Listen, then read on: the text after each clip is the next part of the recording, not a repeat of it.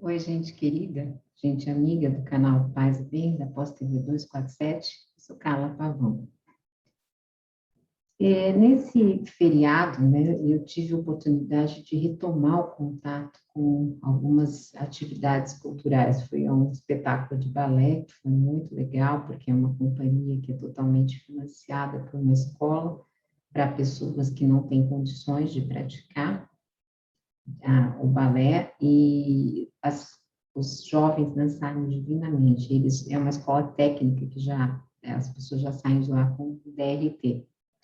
Então, se chama Companhia de Dança Paulista, se não me engano. Mas foi muito bom ter esse contato.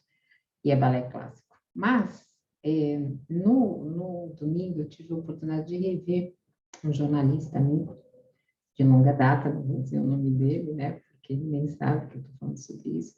E nós conversamos muito sobre a época que trabalhávamos, né? Com cinema, com vídeo. Para vocês que não sabem, eu já trabalhei como assessora de imprensa nesse segmento e eu tinha adoração por isso. Então, quando acabou o nosso café, eu fui a um cinema. E fui ver um filme de um cineasta alemão, que é muito forte, ele filma com muito impacto, que é o Werner Herzog. Né? O alemão Werner Herzog é um dos filmes que eu assisti, que ele fez e me impactou muito. Esse filme se chama Fitzcarraldo. E eu fui ver um que se chama em inglês Family Romance LLC, de LLC, que é o final, como se registram essas empresas offshore, né, que está muito na moda falar de offshore aí, porque tem ministro que tem empresas. No português, perdeu um pouco essa força do LLC, que é um modelo de exportação para ser offshore, porque eles traduziram como a história de uma família, história de família. Mas ele vai filmar no Japão. Eu vou dar, claro, só alguns highlights sobre o filme, porque eu vou entrar na parte de espiritualidade que me tocou.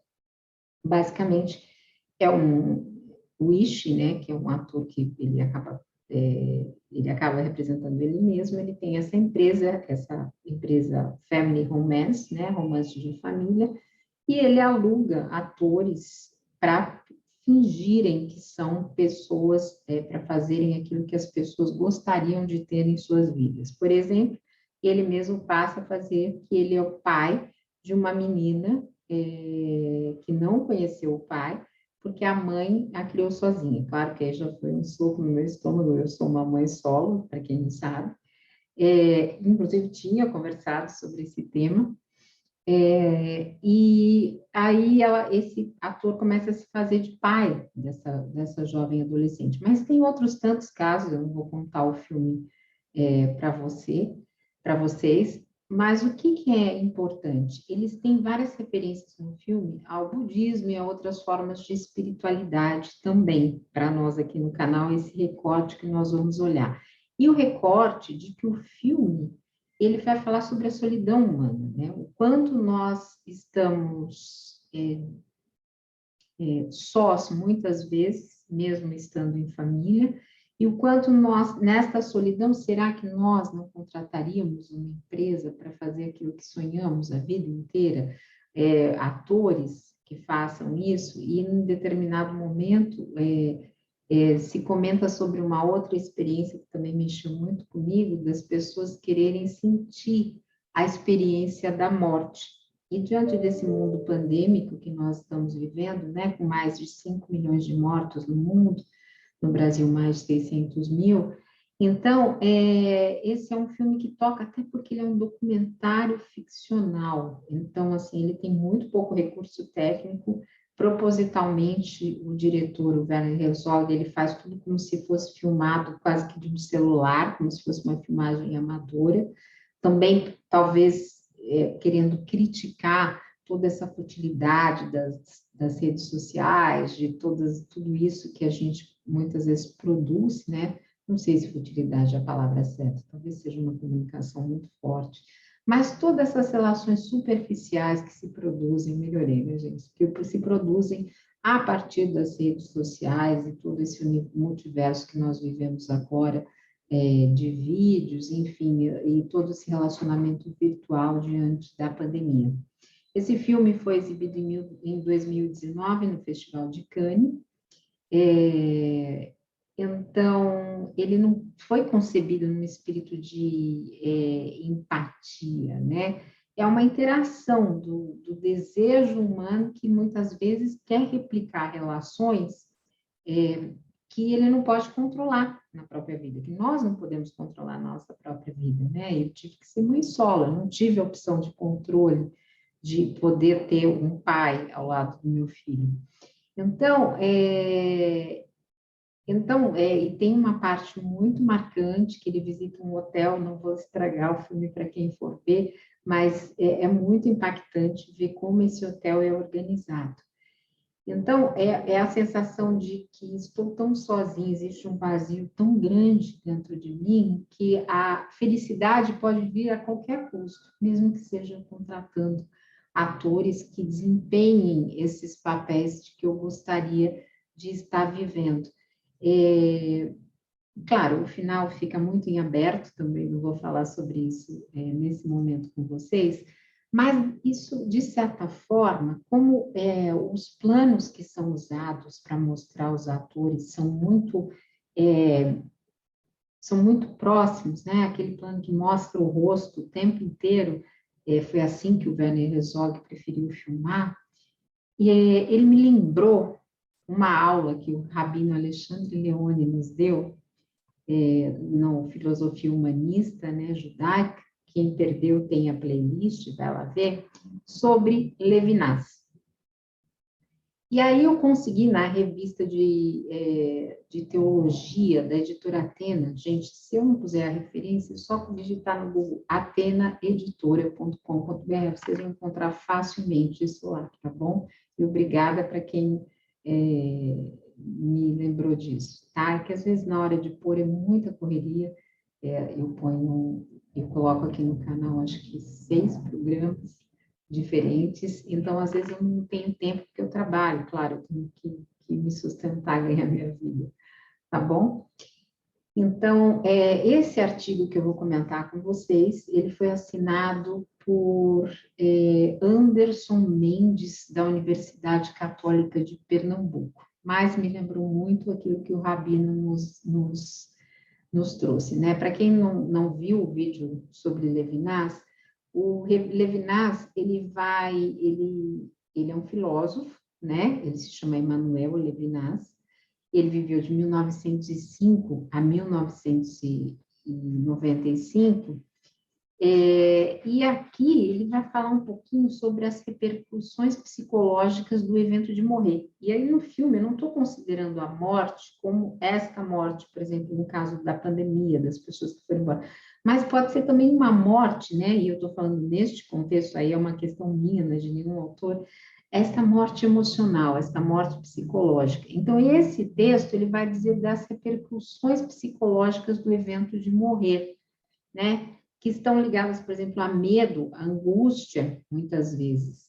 Então, essa questão da morte nos impressiona, claro, para nós espíritas, talvez em algum grau um pouco menos, porque para nós a morte não existe, é só uma passagem.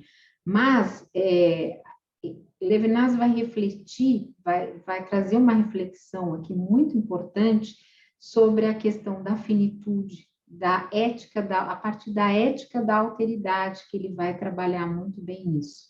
Né? Então, ele tem uma obra que é Deus, a Morte, existe uma obra que se chama Deus, a Morte e o Tempo de 96, onde tem o pensamento de Levinas sobre a morte. E, assim, foi desenvolvida antes dele morrer. Então, a primeira reflexão é que a morte, de alguma forma, nós não podemos desviar da morte, né? Ela é irreversível, está fora do nosso controle, está fora do nosso alcance. Mas, ao mesmo tempo, ela é o quê? Ela é paciência. Ela é uma paciência que se estende ao longo do tempo. É a possibilidade de um encontro cara a cara com a morte, é um evento diário, né? Eu já conversei com vocês aqui, eu tomei um tiro há 20 e tantos anos atrás, 27, se eu não estou fazendo conta errada. Mas, então, foi um evento de estar cara a cara com a morte, né? Mas, apesar disso, né, a gente tenta buscar algum conhecimento sobre ela. Então, a gente tem os provérbios, frases poéticas, religiosas, os ditos populares. Então, esse é todo um conhecimento que a gente busca acerca de, entre aspas, um mistério, né? E um mistério que, de certa forma, determina uma ameaça sem deixar uma alternativa de luta. Talvez aquelas pessoas do filme tivessem contratado aqueles atores porque elas não viam uma alternativa para suas vidas, para aquelas mortes simbólicas que elas viviam naquele momento, né? Então, ele vai apontar para o Levinas, né? Ele vai nos falar sobre esse mistério do desconhecido, né? E o mistério do silêncio, né? Que a morte também é silêncio. Então, a morte é uma partida, mas é uma partida que para o Levinas ela não deixa nenhuma informação, né? É a partida para o desconhecido. Então, ele vai compreender isso como um aniquilamento, e um aniquilamento de um ser que antes nos dava um status existencial próprio, né? Então, o fim da vida, com o fim da vida, ele vai ser destituído dessa questão. Então, quem vive é um ser, uma pessoa, alguém, né, que tem um status existencial, né? Na vida existe um status existencial que quando o corpo vai embora, a gente acaba decomposto e então tem esse aniquilamento. Então, essa relação se estabelece a partir daí uma relação com o morrer de outra pessoa. Isso vai ter o quê? Repercussões emocionais, intelectuais, né? Quando a gente sabe da morte de alguém, quando a gente sabe que morreram mais de 600 mil pessoas numa pandemia no Brasil, isso tem uma repercussão dentro de nós. Então, aí a gente estabelece o quê? Uma relação com a morte de alguém, né? E através desses impactos que essas mortes, ou que a morte me causa, nós vamos exibir, expressar algo com relação à não mobilidade do rosto dessa pessoa, ao não movimento biológico, né? A pessoa morta, ela não pode se relacionar comigo. É algo que a gente já sabe, não tem uma resposta, né? O morrer, ele vai afetar a minha identidade como eu. É uma ruptura, né? Existe uma ruptura do mesmo, uma ruptura do meu eu. A minha relação com a morte do outro, ela não é unicamente um conhecimento meu, é um relacionamento ético entre a pessoa diante de alguém que antes vivia e com o outro que agora está morto, ou com aquele corpo, como nós espíritas falamos. Então, isto nos afeta. Então, tem um apelo ético diante da morte. Primeiro apelo ético, não matarás, né? Que é para o Levinas, que é para os cristãos, que é para nós espíritas.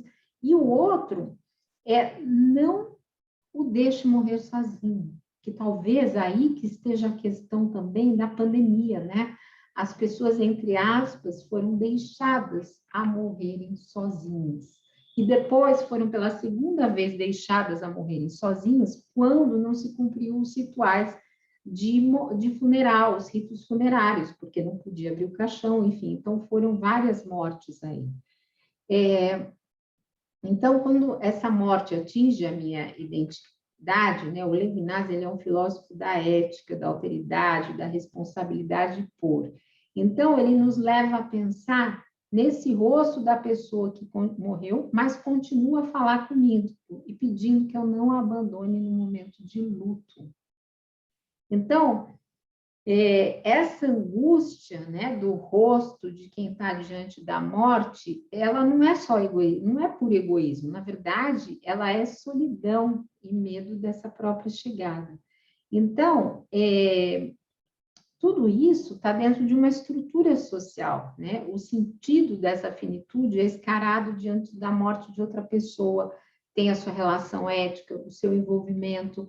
Então, é importante, quando a gente fala de Levinas aqui para o autor, ver a responsabilidade interpelada pelo rosto do outro que está morto, né? Que quer dizer o seguinte, a morte, ela faz mais sentido na relação humana. E essa relação humana nós somos privados por conta da pandemia. Então, a gente não pode, nós não podemos nos esquivar desse apelo ético. Ou, mesmo voltando ao filme, o que que há? Há uma privação da figura de um pai, que é um dos casos que tem no filme, tem outros.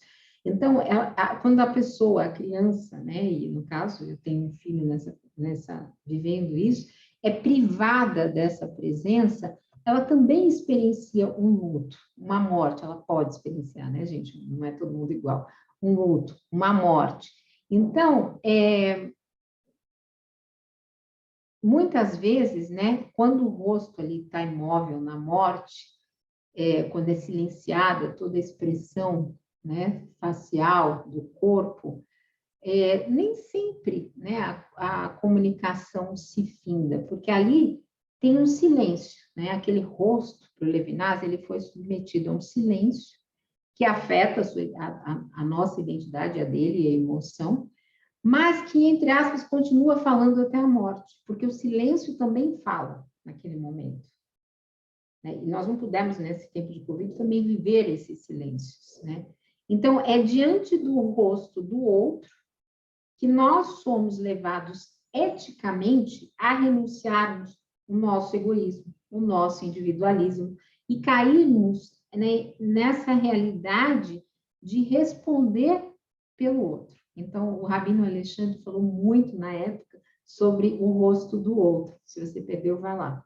E aqui o autor nos diz o seguinte, que é no Fédon de Platão que Levinas irá exemplificar a morte como a nudez de todos os véus. Né? Quando Sócrates é morto, é pranteado excessivamente por Apolodoro. Então, nele, a morte é reconhecida como o próprio resplendor do ser, visto que apenas evidencia a divindade, entre aspas, de Sócrates com o fim do seu corpo. Então, Sócrates continua visível, né? E a repercussão emocional não se esgota. Mas o que acontece é que muitos de nós temos medo do desconhecido, né? De onde vem e para onde a morte nos leva, é a pergunta do autor. Então, de onde vem toda essa emoção diante da morte, segundo Levinas? Ele vai dizer o seguinte, o Levinas, ele vai nos dizer que nós devemos refletir se a fonte da emoção no evento de morrer não está na inquietante aproximação do fim da vida, né? Porque muitas vezes esse questionamento do fim da vida ele não é uma resposta, ele é uma pergunta, né? E essa pergunta se relaciona com a morte do outro e com o medo do desconhecido. Então, também é responsabilidade e compaixão pela outra pessoa. Então, o desconhecimento e a inquietude pelo qual se questiona sobre a morte não podem, de forma alguma, tornarem-se respostas. Por quê? Porque é no andar da morte que se tem a ideia de movimento de aproximação. Então, o melhor seria eu não conhecer sobre a minha morte ou eu não pensar a respeito. O que seria melhor? Parece que quanto mais se sabe sobre ela, mais ela parece estar em todas as partes. Então, se eu tenho conhecimento da morte, no morrer das demais pessoas, então é na morte do outro que eu posso temer a morte? É uma questão filosófica, gente. Então, Levinas vai nos dar a seguinte proposta. Minha morte não se deduz por analogia na morte dos outros. Inscreve-se, isso sim, no medo que eu posso ter para o meu ser. Tem um ditado popular, eu não sei se falam em todo o Brasil, mas aqui, você ouve muito isso na Zona Leste, parece até egoísta, individualista, mas fala assim, fulano morreu, aí a pessoa já engata logo, se não conhece, a pessoa fala assim, mas fulano morreu antes ele do que eu. Claro que é uma gracinha sem graça, né, para rimar alguma coisa, mas talvez a gente possa traduzir esse trecho assim, né? Porque, como é uma coisa que causa angústia, né? Talvez essa brincadeirinha seja até para lidar melhor com essa angústia, né? Porque, para Levinas, a chegada da morte é tanto ameaça quanto adiamento. Então, tem os dois lados. Então, a gente acha que a morte está distante e que a dos outros está perto. Então, no medo, a morte é sempre ainda futura. Ela está à distância de nós. Então, tem essa ambiguidade dos que querem a morte e dos que rejeitam a morte. As incertezas do que vem além do morrer, elas acabam se fundando no cá embaixo, ou no nada, ou no recomeço. Então, é uma porta muito desconhecida. Então, para Levinas, estar diante da morte já é uma busca por sentido. Olha que bonito isso, né? Mesmo quando essa morte é emocional, é de sentimentos, é desse vazio. Então, meu primeiro contato com a morte é a afetividade, ou melhor, meu ser emocionado diante da morte do outro. Pode ser qualquer morte, pode ser a morte de fato, como nós tivemos nesse mundo pandêmico que sentimos muito, pode ser uma morte emocional. Aliás, eu assisti um outro filme, mas eu vou falar em outro Paz e Bem, senão vai ficar muita coisa. Então, diante da morte do outro, eu chego a essa consciência do tempo, com paciência, como o período que eu tenho que durar, como pura passividade. Então, na morte levinasiana, consegui, existe uma reflexão ética, uma relação ética por excelência, né? Como não se pode assistir à própria morte, quer dizer, aqui nesse conceito para nós espíritas até podemos, né? O espírito pode, e nós não sabemos nada sobre isso, no fim, nessa relação com o outro, dessa responsabilidade com o outro, com a nossa finitude, que nós vamos tendo conhecimento desse momento. E por isso que exige responsabilidade, e que nós possamos ter essa responsabilidade do outro, quando não se vive mais, mediante as repercussões psicológicas da morte. Então, nós continuamos sempre nos relacionando com o outro, né? Assim como com o silêncio existencial, implorando para que não nos abandone. E essa foi a relação com o filme do Werner Herzog. Um beijo para vocês. Lembrando que tem Caminhos do Espiritismo, que tem toda a programação do canal Paz e Bem. Se vocês puderem curtir e compartilhar, isso nos ajuda no algoritmo. E é muito importante termos essa comunidade aqui conosco, partilhando de tanta coisa boa e bonita. Gente, paz e bem. Obrigada. Paz e bem.